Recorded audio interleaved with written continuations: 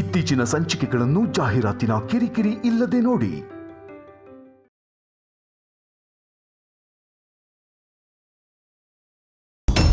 ಅವನು ಹೇಗೆ? ಯಾರು ಯಜಮಾನ್ರೆ? ಅವನೇ ನನ್ನ ತಮ್ಮ ಧನಂಜಯ. ನನ್ನೇ ಯಾರು ಅಂತ ಕೇಳ್ತಾ ಇದ್ದಾನೆ. ಅವನ ಬಗ್ಗೆ ನಿಮ್ಗೆ ಏನನ್ಸುತ್ತೆ? ಒಳ್ಳೆಯವರೇ ಯಜಮಾನ್ರೆ. ಒಳ್ಳೆಯವನ ಇಲ್ಲ ಒಳ್ಳೆಯವನ ಥರನ?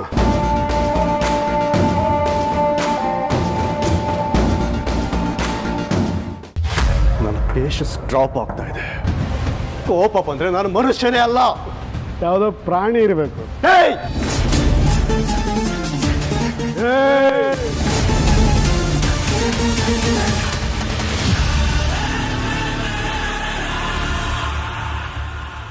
ನೀನು ಎಂಥ ಖತರ್ನಾಕ್ ದರಿಂದ ಅಂತ ನನಗೆ ಮುಂಚೆನೇ ಗೊತ್ತಿತ್ತು. ನನಗೆ ನನ್ನ ಮನೆಯವ್ರಿಗೆ ಯಾವ ಪ್ರಾಬ್ಲಮ್ ಆಗಬಾರ್ದು ಅಂತ ಇನ್ನು ಆಚೆ ಕಳಿಸಿದ್ದೆ. ನಾನು ಇಲ್ದಿರೋದನ್ನ ನೋಡಿ ಮತ್ತೆ ರಾಜ್ಯಭಾರ ಮಾಡಕ್ಕೆ ಬಂದಿದೆಯಾ? ಇಂಥ ಮಾತುಗಳೆಲ್ಲ ಬೇಡ. ನೀನು ದಿಗ್ವಿಜಯ ಅಲ್ಲ ಅಂತ ನನಗೆ ಗೊತ್ತು. ಓಹೋ, ಗೊತ್ತಾಗೋಯ್ತಾ? ಸರಿ, ಹಾಗಿದ್ರೆ ಯಾಕೆ ತಡ? ಮನೆಯವ್ರಿಗೆ ಹೇಳೋಣ. ಬಾ ಬಾ.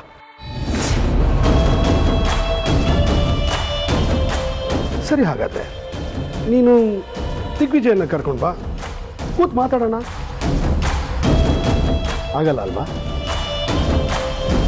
ಆಗಲ್ಲ ಅಂದಮೇಲೆ ಬಾಯಿ ಮುಚ್ಕೊಂಡಿರಬೇಕು. ಮತ್ತೆ ಬಾಲ ಬಿಚ್ಚಿದ್ರೆ ನಾನು ಬಾಲ ಕತ್ತರಿಸಲ್ಲ, ಕುತ್ತಿಗೆನೆ ಕತ್ತರಿಸ್ತೀನಿ. Out, get out.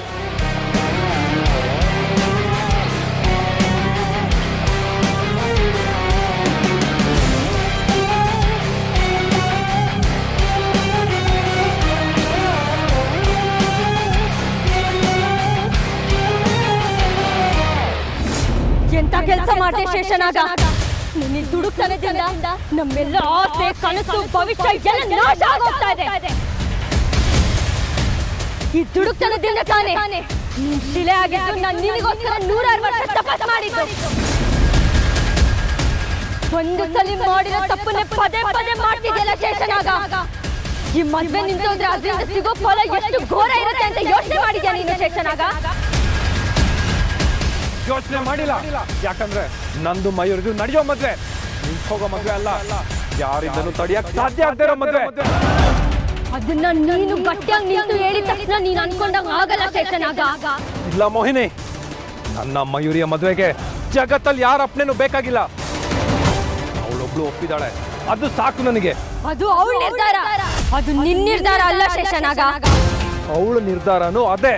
ಅವಳು ನನ್ನನ್ನ ತುಂಬಾ ಪ್ರೀತಿಸ್ತಾ ಇದ್ದಾಳೆ. ಸಾಯಿ ಅಂದ್ರೆ ಸತ್ ಹೋಗೋಷ್ಟು ಪ್ರೀತಿಸ್ತಾ ಇದ್ದಾಳೆ. ನಮ್ಗೆ ಬೇಕಾಗಿರೋದು ನೀನು ಸಾಯಿ ಅಂದ್ರೆ ಸಾಯೋ ಪ್ರೀತಿ ಅಲ್ಲ, ನೀನು ಮದ್ವೆ ಆಗು ಅಂದ್ರೆ ಆಗೋ ಪ್ರೀತಿ. ಅವಳಿಗೇನಾದ್ರೂ ನಿನ್ ಬಗ್ಗೆ ಗೊತ್ತಾಗಿ ನಿನ್ನ ಮದ್ವೆ ಆಗಲ್ಲ ಅಂದ್ರೆ ಸಾಧ್ಯ ಇಲ್ಲ. ಅವಳಿಗೆ ನನ್ನನ್ನು ಬಿಟ್ರೆ ಈ ಜಗತ್ತಲ್ಲಿ ಬೇರೇನೂ ಇಲ್ಲ. ಅಂದ್ರೆ ಅವಳು ನಿನ್ನ ಮದ್ವೆ ಆಗ್ತಾಳ? ಖಂಡಿತ ಆಗ್ತಾಳೆ. ನನಗ್ ನಂಬಿಕೆ ಇಲ್ಲ ಶೇಷನಾಗ. ಹಾಗಾದ್ರೆ ನೀನೇ ಬಂದು ಅವಳ ನಿರ್ಧಾರನ ಕೇಳು. ನಾನಂದ್ರೆ ಜೀವ, ನಾನಂದ್ರೆ ಪ್ರಾಣ ಅಂತ ಅವಳ ನಿರ್ಧಾರನ ಅವಳ ಬಾಯಲ್ಲೇ ಕೇಳು. ಹಾಗೊಂದ್ ವೇಳೆ ನೀನ್ ಹೇಳೋದೇ ನಿಜ ಆದ್ರೆ ನಾವಿನ್ನು ತಡ ಮಾಡೋದ್ ಬೇಡ ಶೇಷ. ಆ ಅಭಯೋಗಿ ಶಿವಾನಿ ಜೊತೆ ಮಾತಾಡೋಕ್ಕಿಂತ ಮುಂಚೆ ನಾವೊಂದು ದೊಡ್ಡ ನಿರ್ಧಾರ ತಗೊಳ್ಳೇಬೇಕು. ನಿಮ್ಮಿಬ್ರು ಮದ್ವೆ ನಡಿಲೇಬೇಕು. ನಡಿ ನಡಿ, ಮಯೂರಿ ಹತ್ರ ಹೋಗೋಣ.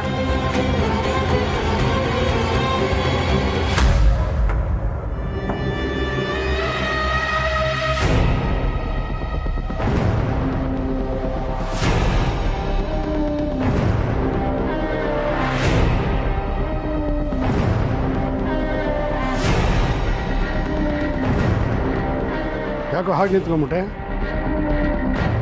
ನಿನಗೂ ನಾನಲ್ಲ ಅನ್ನೋದು ಡೌಟಾ? ಹಾಗಲ್ಲ, ಅದು ನೀನು ನಿಂತಿರೋದು ನೋಡಿದ್ರೆ ದುಡ್ಬೇಕು ಅಂತ ಮುಜುಗರದಿಂದ ನಿಂತ್ಕೊತಾ ಇದೆಯಲ್ಲ, ಅದು ನೆನಪಿಗೆ ಬರುತ್ತೆ. ನಿನ್ನ ಮಗಳಲ್ಲಿ ಊರಲ್ಲ ಇದ್ದಾಳ? ಓ ಆಗಲೇ ಊರಲ್ಲೇ ಇದ್ದಾಳೆ ಅಂತ ಹೇಳಿದೆಯಲ್ಲ, ಹುಷಾರಾಗಿದ್ದಾಳ? ಹಾಂ. ನಿನ್ನ ಜಮೀನಿಗೆ ಯಾರೋ ಬೇಲಿ ಹಾಕಕ್ಕೆ ಬಂದಿದ್ರಲ್ಲ, ನಾನು ನೀನೇನು ತಲೆ ಕೆಡಿಸ್ಕೋಬೇಡ ಅಂತ ಹೇಳಿದ್ದೆ.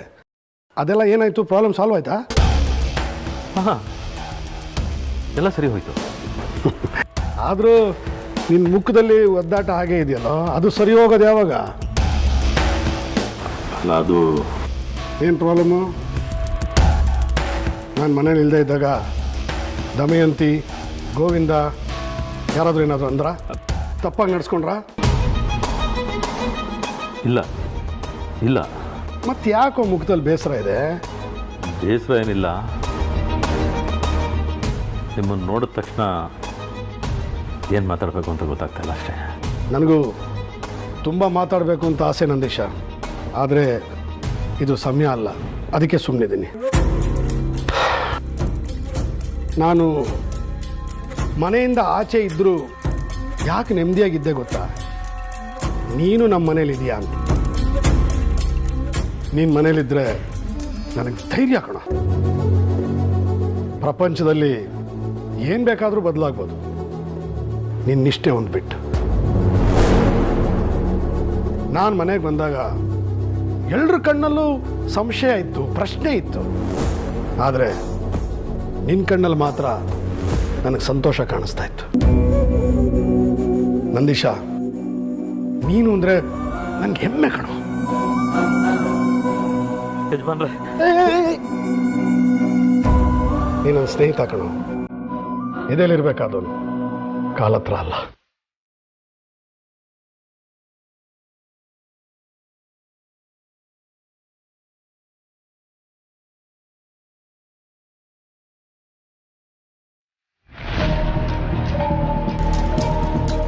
ಏನಾಗ್ತಾ ಇದೆ ಅಲ್ಲಿ?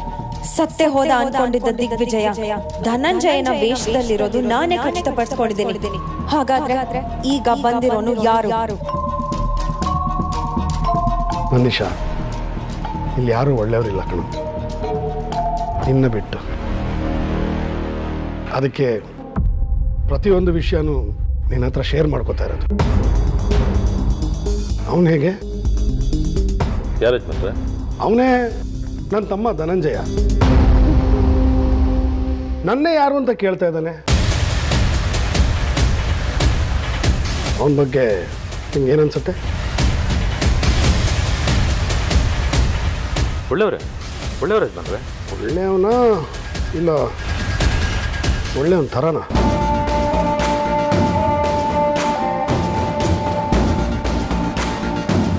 ಒಳ್ಳೆ ಫೋರ್ಸ್ ಕೊಟ್ಟು ಮಾತಾಡ್ತಾ ಇದ್ದಾನೆ.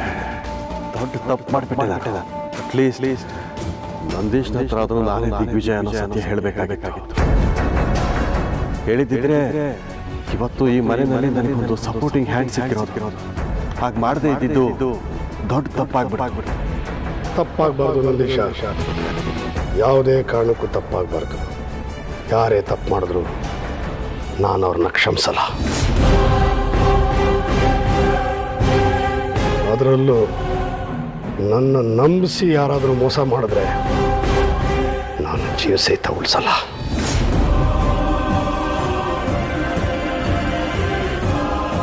ಅದು ನಿನಗೆ ಗೊತ್ತು ತಾನೆ? ಗೊತ್ತು ಯಜಮಾನ್ರೆ.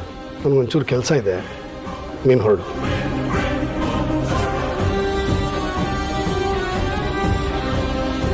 ನಾನು ಮೋಸ ಮಾಡ್ತಾ ಇದ್ದೀನಿ ಅಂತ ಏನಾದರೂ ಇವನಿಗೆ ನನ್ನ ಮೇಲೆ ಅನುಮಾನ ಬಂದಿದೆಯಾ?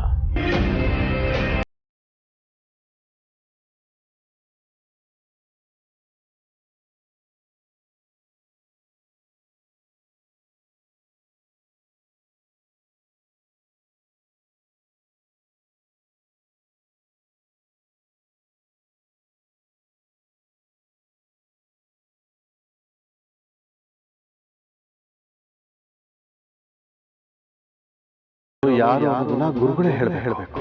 ಅವ್ರ ಹತ್ರನೇ ಹೋಗ್ತೀನಿ. ಯಾರ ಹತ್ರ ಹೋದ್ರೆ ಬಂದಿರೋದು ಯಾರು ಅಂತ ಕಂಡು ಹಿಡಿಯೋಕೆ ಸಾಧ್ಯ ಇಲ್ಲ. ಹೇಗಾದ್ರೂ ಮಾಡಿ ಇದು ಕಂಡು ಹಿಡಿಲೇಬೇಕು.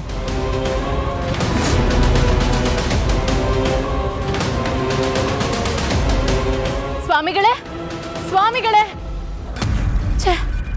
ಎಲ್ಲಿ ಹೋದ್ರು ಇವರು? ಕಾಣಿಸ್ತಿಲ್ವಲ್ಲ?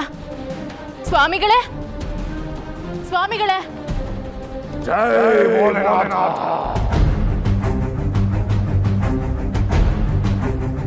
ಸ್ವಾಮಿಗಳೇ, ಅದು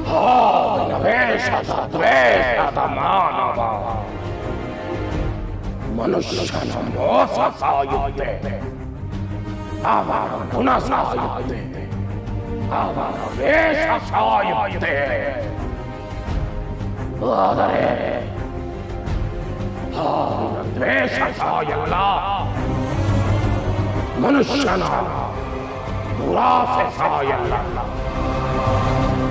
ಸ್ವಾಮಿಗಳೇ, ದುರಾಸೆನೂ ಸಾಯೋದಿಲ್ಲ, ದುರಾಸೆ ಹೊತ್ಕೊಂಡು ಬದುಕ್ತಿರೋ ಮನುಷ್ಯನು ಸಾಯೋದಿಲ್ಲ. ಅವನು ದಿಗ್ವಿಜಯ. ದಿಗ್ವಿಜಯ ಪರಮ ಶತ್ರು ದಿಗ್ವಿಜಯ ನಾಗಮಣಿಯನ್ನು ಅಪಹರಿಸಿದ ದಿಗ್ವಿಜಯ ಅವನು ಪುನಃ ಬಂದನೆಂದು ಹೇಳುತ್ತಿರುವೆ. ನಿನ್ನ ಹಾಗೂ ಆದಿಶೇಷನ ಮಾನವ ರೂಪಿ ತ್ರಿಶೂಲನ ಸಂಹಾರಕ್ಕೆ ಸಾಯಲಿಲ್ಲವೇ?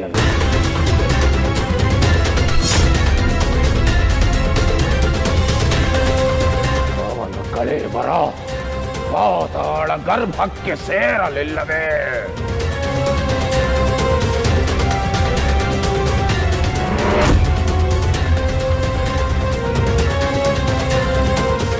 ಇಲ್ಲ, ಸತ್ತವನು ಮತ್ತೆ ಬದುಕಿ ಬರಲು ಸಾಧ್ಯವೇ ಇಲ್ಲ. ಆದ್ರೆ ಬಂದಿದ್ದಾನಲ್ಲ ಸ್ವಾಮಿಗಳೇ, ಅವನು ದಿಗ್ವಿಜಯನೇ.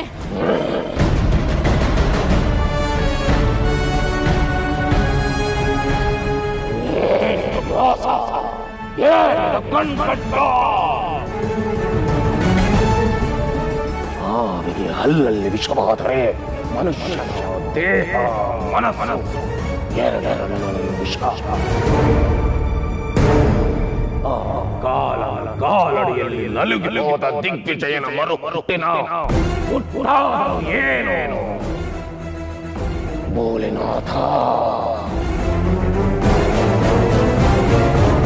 ಗುರುಗಳೇ, ಗುರುಗಳೇ, ಏನು ಮತ್ತೆ ಆತಂಕನ? ಆತಂಕ ಮಾತ್ರ ಅಲ್ಲ ಗುರುಗಳೇ, ಯಾವತ್ತೂ ಇರಲಾರ್ದಂತ ಅಪಾಯ ಬಂದು ಒಕ್ಕರಿಸಿದೆ. ನೀನು ಯಾವಾಗ ನಾಗಮಣಿ ಹಿಂದೆ ಬಿದ್ದೆಯೋ ಆಗ್ಲೇ ಅಪಾಯ ಬಂದು ಅನ್ನೋದು ನನಗೆ ಗೊತ್ತೇ ಇದೆ. ಈಗ ಬಂದಿರೋ ಅಪಾಯ ಏನು? ಈಗ ಬಂದಿರೋ ಅಪಾಯ ನನ್ನ ರೂಪದಲ್ಲಿ ಬಂದಿದೆ. ಗುರುಗಳೇ, ನನಗೆ ನಾನು ಯಾರು ಅಂತ ಅನುಮಾನ ಶುರುವಾಗಿದೆ. ಏನ್ ಮಾಡಬೇಕು ಅಂತ ಗೊತ್ತಾಗ್ತಿಲ್ಲ ನನಗೆ. ಈ ಮಂತ್ರವಿದ್ಯೆ, ತಂತ್ರವಿದ್ಯೆ ಇದರಲ್ಲಿ ಸಿಕ್ಕಾಕೊಂಡು ನನ್ನನ್ನು ನಾನೇ ಕಳ್ಕೊಂಡ್ಬಿಟ್ಟಿದ್ದೇನೆ ಅಂತ ಅನಿಸ್ತಾ ಇದೆ. ನಿಜವಾಗಿ ಯೋಚನೆ ಮಾಡೋಕ್ಕೂ ಆಗದೆ ಇರೋಷ್ಟು ಬ್ಲಾಂಕ್ ಆಗ್ಬಿಟ್ಟಿದ್ದೀನಿ. ದಯವಿಟ್ಟು ಗುರುಗಳೇ, ನೀವೇ ಏನಾದರೂ ದಾರಿ ತೋರಿಸ್ಬೇಕೀಗ. ಬಂದಿರುವ ಸಮಸ್ಯೆ ಏನು ದಿಗ್ವಿಜಯ? ದಿಗ್ವಿಜಯ ಅನ್ನೋದೇ ಬಂದಿರೋ ಸಮಸ್ಯೆ ಈಗ. ಏನು ಮಾತಿನ ಅರ್ಥ? ಗುರುಗಳೇ, ನನ್ನ ಜಾಗದಲ್ಲಿ ನನ್ನ ಬದಲಿಗೆ ನನ್ನ ರೂಪದಲ್ಲೇ ಇರೋನೊಬ್ಬ ತಾನೇ ದಿಗ್ವಿಜಯ ಅಂತ ಹೇಳ್ಕೊಂಡು ಬಂದಿದ್ದಾನೆ.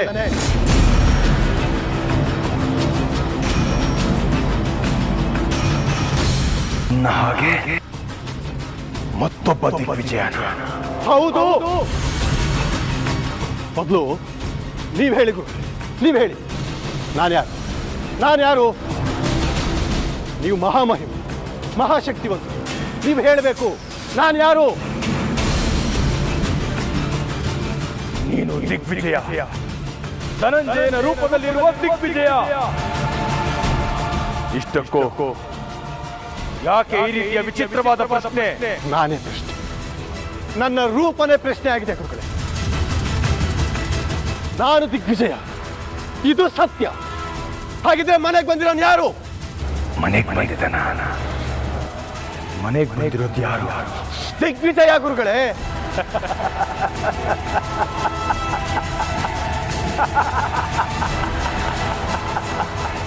ಸದಾ ನಾಗಮಣಿಯ ಚಿಂತೆಯಲ್ಲಿರುವ ನಿನಗೆ ಮತಿಭ್ರಮಣೆ ಆಗಿದೆ.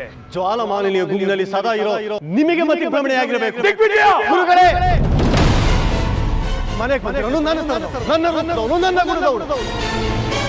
ಅವನು ತಾನೇ ದಿಗ್ವಿಜಯ ಅಂತ ಹೇಳ್ತಾರೆ. ಹಾಗಾದ್ರೆ ನಾನು ಯಾರು? ಉತ್ತರ ಕೊಡಿ ನನಗೆ.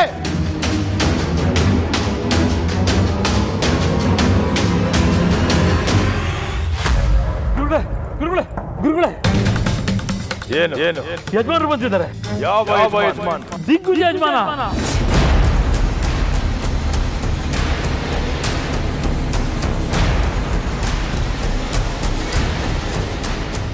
ಅರ್ಧ ಸಮಸ್ಯೆ ಕಳೆದೋಯ್ತು ಗುರುಗಳೇ. ನಿಜ ಹೇಳ್ತೀಯ? ದಿಗ್ವಿಜಯ ಮನೆಗೆ ಏನ್ ಗುರುಗಳ ನೀವು ಈಗ ಹೇಳ್ತಾ ಇದ್ದೀರಾ? ನೀವೇ ಪೂಜೆ ಮಾಡಿ ಯಜಮಾನರು ಮನೆಗೆ ಬರಂಗ್ ಮಾಡ್ಬಿಟ್ಟು ಈಗ ನೋಡಿದ್ರೆ ನೀವು ಅವನು ಹೇಗೆ ಬಂದ? ಧನಂಜಯನೇ ನಿಜವಾದ ದಿಗ್ವಿಜಯ. ಇದೇ ಸತ್ಯ ಅಂದ್ರೆ ಧನಂಜಯನಿಗೆ ಯಾರಾದರೂ ಸಹಾಯ ಮಾಡಿದ್ದಾರೆ. ಅವನ ಅಸಲಿ ರೂಪ ಕೊಟ್ಟ ಶಕ್ತಿ ಯಾವುದು? ಗುರುಗಳೇ, ಯಜಮಾನರು ಮನೆಗೆ ಬಂದಾಗ ಮನೆಯಲ್ಲಿರೋರೆಲ್ಲ ಖುಷಿನೋ ಖುಷಿ. ನಂದೀಶ ಅವನೇ ದಿಗ್ವಿಜಯ ಅಂತ ಹೇಗ್ ನಂಬ್ತೀಯ? ಅವನ ವೇಷದಲ್ಲಿ ಬೇರೆಯವ್ರು ಯಾರಾದ್ರೂ ಬಂದಿರ್ಬೋದಲ್ಲ? ಅಯ್ಯೋ ಗುರುಗಳೇ, ನನಗೂ ಅನುಮಾನ ಇತ್ತು. ಆದ್ರೆ ಮನೆಯಲ್ಲಿರೋ ಧನಂಜಯನೇ ದಿಗ್ವಿಜಯ ಅಂತ ನನಗೂ ಅನುಮಾನ ಇತ್ತು. ಅದೇ ಯಜಮಾನರು ಮನೆಗೆ ಬಂದ ತಕ್ಷಣ 25 ವರ್ಷದಿಂದ ನೋಡಿದ್ದು ಅವ್ರ ತಮ್ಮನ್ನ, ಅವ್ರನ್ನ ಗುರ್ತಿಸ್ಬಿಟ್ಟು ಮಾತಾಡ್ಸ್ಬಿಟ್ರು. ದಿಗ್ವಿಜಯ ಇದ್ದಾಗ ಧನಂಜಯ ದಿಗ್ವಿಜಯ ಇದ್ದಾಗ ಧನಂಜಯ ಇರಲಿಲ್ಲ. ದಿಗ್ವಿಜಯ ಬಂದು ಎಷ್ಟೋ ಹೊತ್ತಿಗೆ ಧನಂಜಯ ಬಂದಿದ್ದು ಗುರುಗಳೇ. ಧನಂಜಯನೇ ದಿಗ್ವಿಜಯ ಅನ್ನೋದು ಸತ್ಯ ಅಂದಾಗ ಈಗ ಬಂದಿರೋನ್ ಯಾರು? ಅಸಂಭವ, ಅಸಾಧ್ಯ. ನೀನು ದಿಗ್ವಿಜಯ ಅನ್ನೋದು ಹಗಲಿನಲ್ಲೇ ಸತ್ಯ. ಹಾಗಾದ್ರೆ ಬಂದಿರೋನ್ ಯಾರು? ನೀನೇ ಅನ್ನೋ ಸತ್ಯ ನನಗೂ ಗೊತ್ತು, ನಿನಗೂ. ಹಾಗಾದ್ರೆ ಯಾರು? ನನಗೂ ಅದು ಗೊತ್ತಾಗ್ತಿಲ್ಲ ಗುರುಗಳೇ. ಅವನಿಗೆ ಎಲ್ಲವೂ ಗೊತ್ತಿದೆ, ಎಲ್ಲರೂ ಗೊತ್ತಿದ್ದಾರೆ. ಅಮ್ಮನ ಪ್ರೀತಿಯಿಂದ ಮಾತಾಡಿಸ್ತಾನೆ, ನನ್ನನ್ನ ತಮ್ಮ ಅಂತ ಕರೀತಾನೆ. ನಂದೀಶ್ನ ಹತ್ರ ದೇಹದಿಂದ ಮಾತಾಡ್ತಾನೆ, ಮಕ್ಕಳ ಬಗ್ಗೆ ಅಕ್ಕರೆಯಿಂದ ವಿಚಾರಿಸ್ತಾನೆ. ಇದೆಲ್ಲ ಹೇಗೆ? ಇವನೇ ದಿಗ್ವಿಜಯ ಆಗಿರುವಾಗ ಬಂದವನ್ ಯಾರು? ಅವನು ಬಂದಿದ್ದರ ಹಿಂದಿನ ಉದ್ದೇಶ ಆದ್ರೂ ಅವನು ನಾಗಮಣಿ ಪಡೆಯಲು ಬಂದವನ ಅಥವಾ ಬೇರೆ ಯಾರಾದರೂ ಕಾರಣಕ್ಕೆ ಅವನು ಬಂದಿದ್ದಾನ? ಸಂಚು ಮಾಡಿ ಹೊಂಚು ಹಾಕ್ತಾ ಇದ್ದಾನ. ನನಗೂ ಸವಾಲ್ ಹಾಕೋಕ್ ಬಂದಿರೋನು ಯಾರು? ಗುರುಗಳೇ, ನೀವೇ ಹೀಗೆ ಮೌನಿ ಆಗ್ಬಿಟ್ರೆ ಏನರ್ಥ? ಬಂದಿರೋನು ಯಾರು? ಅವನ ಉದ್ದೇಶ ಏನು? ನಾನು ಅದನ್ನೇ ಯೋಚನೆ ಮಾಡ್ತಾ ಇದ್ದೀನಿ ದಿಗ್ವಿಜಯ. ನಿನ್ನ ಅಸಲಿ ರೂಪದಲ್ಲಿ ಬಂದಿರುವವನು ಯಾರು?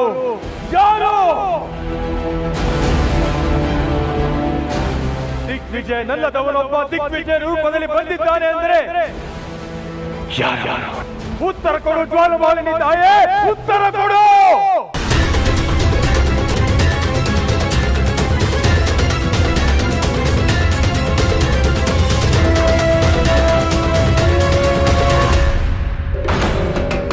ಅಯ್ಯೋ, ಯಾಕೆ ಗುರುಗಳೇ ಸುಮ್ಮನೆ ಬಿಟ್ರಿ? ಸಂತೋಷ ಪಡ್ಬೇಕಲ್ವಾ? ಮನೆಯಲ್ಲಿದ್ದು ಧನಂಜಯನ ದಿಗ್ವಿಜಯ ಅಂತ ಅನುಮಾನ ಪಟ್ಟಿದ್ದು, ಈಗ ಅನುಮಾನ ದೂರ ಆಯ್ತಲ್ಲ. ನಿನ್ನದು ಅನುಮಾನ ಆಗಿರಲಿಲ್ಲ ನಂದೀಶ, ಸತ್ಯ ಆಗಿತ್ತು. ಆದ್ರೆ ಈಗ ಬಂದವನು ಯಾರು ಅನ್ನೋದೇ ಪ್ರಶ್ನೆ. ಯಾಕೆ ಗುರುಗಳೇ, ಯಜಮಾನರು ಬಂದಿದ್ದು ನಿಮ್ಗೆ ಯಾಕೋ ಸಂತೋಷ ಆದಂಗೆ ಕಾಣಿಸ್ತಾನೆ ಇಲ್ಲ? ನಿನಗ್ ಸಂತೋಷ ಆಗ್ತಿದ್ಯಾ? ನಾಗಮಣಿ ಅವನಿಗೆ ಸಿಗ್ಬೇಕು ಅನ್ನೋದು ನಿನ್ನ ಆಸೆನಾ? ಅವನಿಂದ ನಾಗಮಣಿನ ಪಡೆಯೋದು ನಮ್ಮ ಉದ್ದೇಶ ಆಗಿದೆ. ಆದ್ರೆ ನಿನ್ನ ಮಾತನ್ನ ಗಮನಿಸ್ತಾ ಇದ್ರೆ ನಾಗಮಣಿನ ನೀನೇ ಹೋಗಿ ಅವ್ರ ಕೈ ಕೊಡೋಕ್ ಕಾಣ್ತಿದ್ಯಲ್ಲ. ಎಂತ ಮಾತು ಹೇಳ್ಬಿಟ್ರಿ ಗುರುಗಳೇ? ನಾನು ನಾಗಮಣಿನ ಅವ್ರ ಕೈಲಿ ಕೊಟ್ಬಿಡ್ತೀನ? ಈ ಯಜಮಾನ್ರಲ್ವಾ, ಅದಕ್ಕೆ ಹಂಗಂದೆ. ನಂದೀಶ, ನಾಗಮಣಿ ಪಡ್ಕೊಳ್ಬೇಕು ಅಂದ್ರೆ ಯಾವುದೇ ಸಂಕೋಲೆಗಳನ್ನ ಇಟ್ಕೋಬೇಡ. ಈಗ ಅವನು ಬಂದಿದ್ದಾನೆ ಅಂದ್ರೆ ನಾಗಮಣಿಗೆ ಅವನು ಪ್ರಯತ್ನ ಪಡ್ತಾನೆ. ಅವನ ಎಲ್ಲ ಚಲನವಲನಗಳನ್ನ ಗಮನಿಸ್ತಾ ಇರೋ ಶತ್ರು ಸಾಲ್ದು ಅಂತ ಮತ್ತೊಬ್ಬ ಶತ್ರು ಬಂದು ಸೇರ್ಕೊಂಡಿದ್ದಾನೆ. ಯಾವುದೇ ಕಾರಣಕ್ಕೂ ನಾವು ನಾಗಮಣಿನ ಬಿಟ್ಕೊಡ್ಬಾರ್ದು. ಎಚ್ಚರ.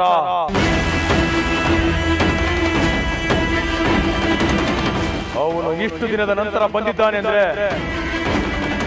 ಸರಿಯಾದ ತಯಾರಿ ಮಾಡಿಕೊಂಡೇ ಬಂದಿರ್ತಾನೆ. ನಾವು ಎಚ್ಚರ ತಪ್ಪಿದ್ರೆ ನಾಗಮಣಿ ಅವನ ಕೈಗೆ ಸೇರಿ ನಾವು ನಮ್ಮ ಪಾಲಾಗತ್ತೆ.